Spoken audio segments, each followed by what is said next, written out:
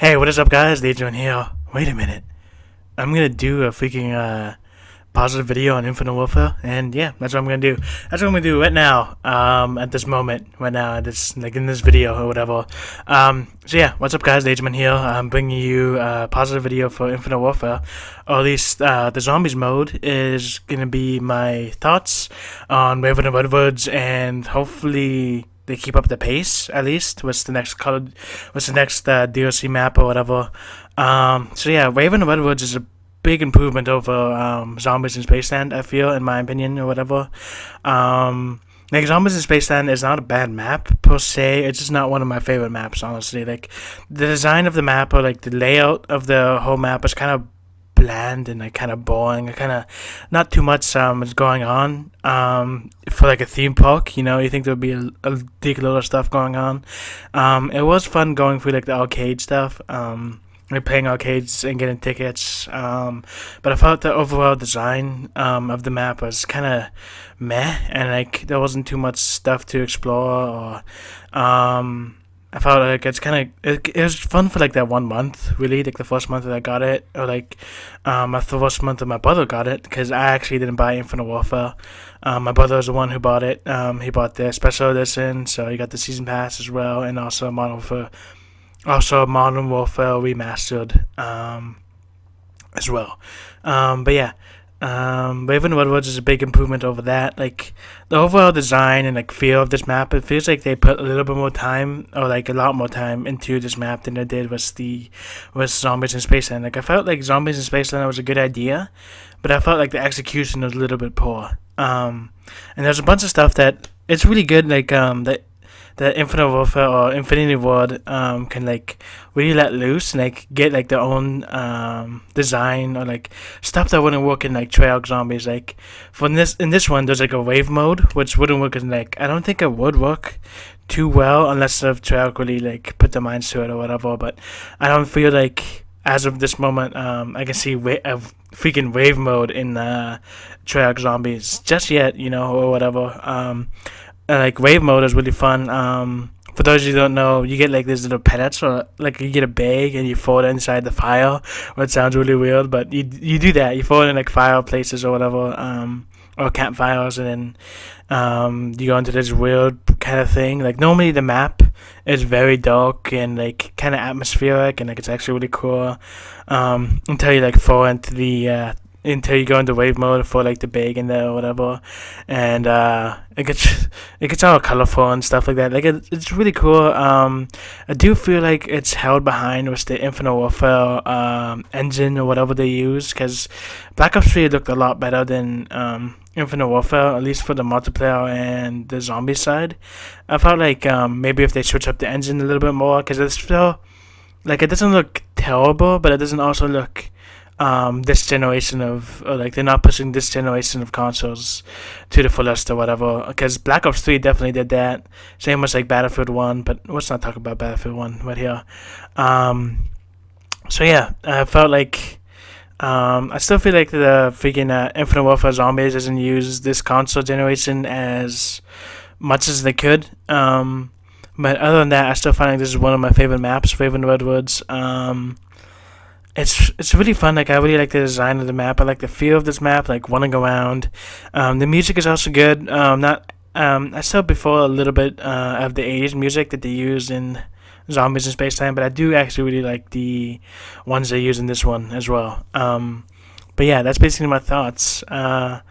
It's a really good map. It's a much improvement over Zombies in Spaceland, like I said at the beginning, and hopefully that they keep up the pace with this, and they keep on improving with each map, and and whatever.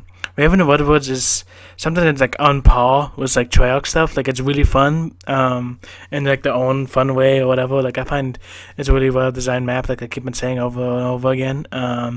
Mostly because it is like, it's really fun. The courts are pretty fun. I don't know Kevin Smith too well or whatever. I knew David Hasselhoff a little bit better, or like a lot better than I do Kevin Smith. I don't know Kevin Smith too well. There's my niece in the background, you can probably hear or whatever. So yeah, this map is actually really good. It's really fun. Oh yeah, wave mode, which is actually like my favorite mechanic in this whole thing. In wave mode, you do increase the mountain damage for a limited time, and you also get double points. I do believe it's double points permanently as long as you're in wave mode. Like wave mode only lasts about like a minute or two. Like it doesn't last too long. You can extend it by like talking to the fairies, which sounds really weird as well. Like I don't have too much problems with this map. The only problems I have is getting to the pack-a-punch. I felt like the pack-a-punch is too convoluted, or it's too out there. Like it's really weird. Like it's totally random how you have to get it.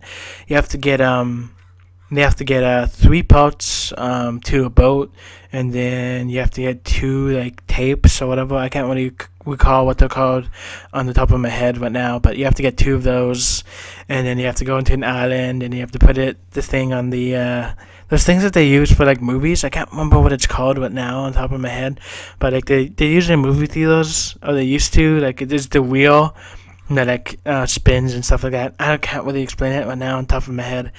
And you do that, and then you pack a bunch of your weapon, or like you freaking upgrade your weapon and do that or whatever.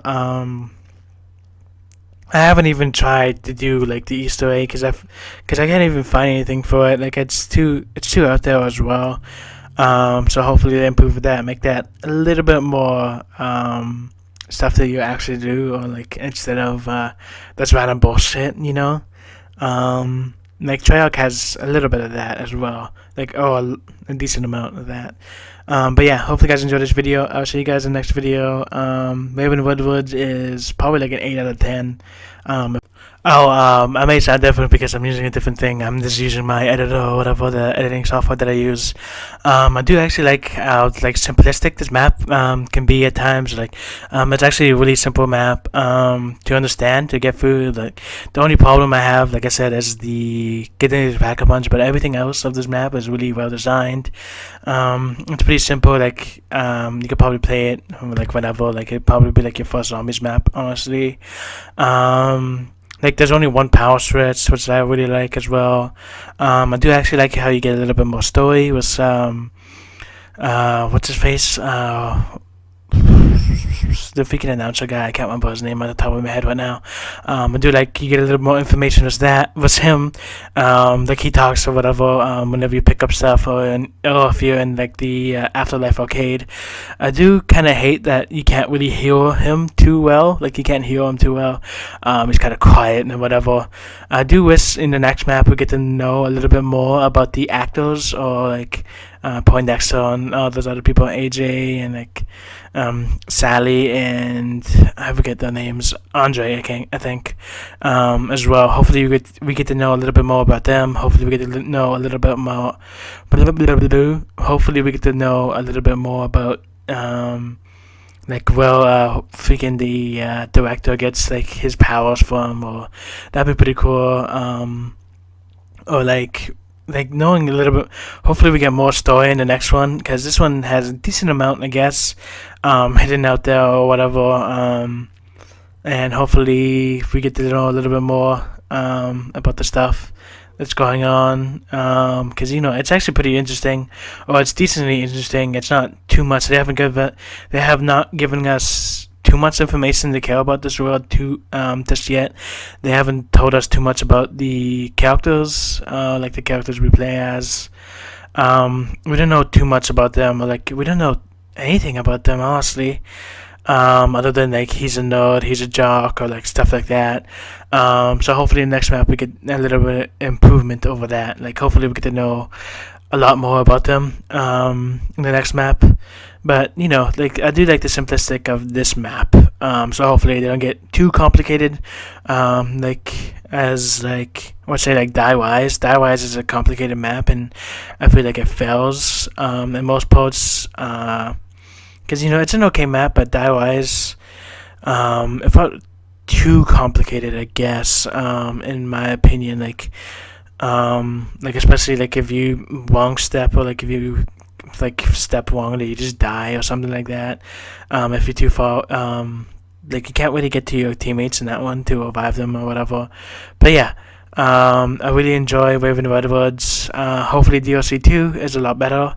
So yeah, hopefully you guys enjoyed this video. I'll see you guys in the next one. See ya.